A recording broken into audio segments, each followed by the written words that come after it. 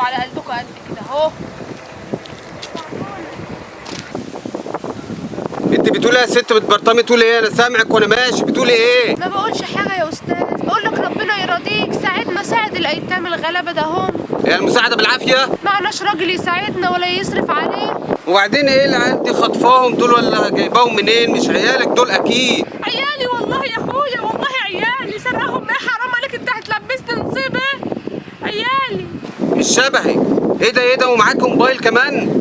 بتشحتوا ومعاك موبايل؟ معيش حاجه. موبايل ايه يا اخويا؟ معيش حاجه. موبايل ايه؟ وبعد كده يا اخويا، هو انت بتديني ولا بتدي لربنا؟ انت بتساعدني يعني؟ انت بتطلعها لله. باصص لي شايله ايه ولا مش شايله ايه؟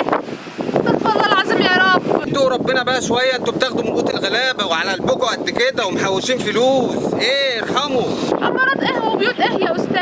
احنا حلتنا حاجه؟ ده انا بربي ايتام، ولا لينا راجل ولا لينا حد يساعدنا ولا يصرف علينا. حول الله يا رب. انتوا ولا منكم ولا كفايه شركم، ولا ساعدتنا ولا رضيتنا، وكمان جايبه كدبه بالكلام. سيبنا يا استاذ، سيبنا يا استاذ ومشي يا استاذ، سيبنا. هتسرق العيال ومعاك لي تليفونهم، وفيها ايه؟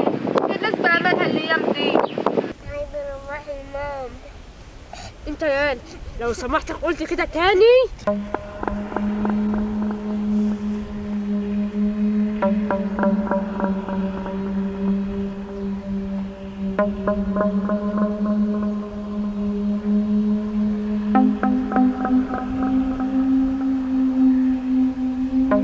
الو، ايوه اسمعيني، الحقني انا في مصيبه. واحد عدى دلوقتي وقال لي العيال دول مش عيالك ومش عارفه ايه، ومعاكي التليفون، وخايفه يبلغ عن البوليس ان احنا سارقه العيال دي. اعمل ايه؟ اجيبهم واجي؟ طيب ماشي، انا جايه اهو. قوم يالا، قوم يا بنت.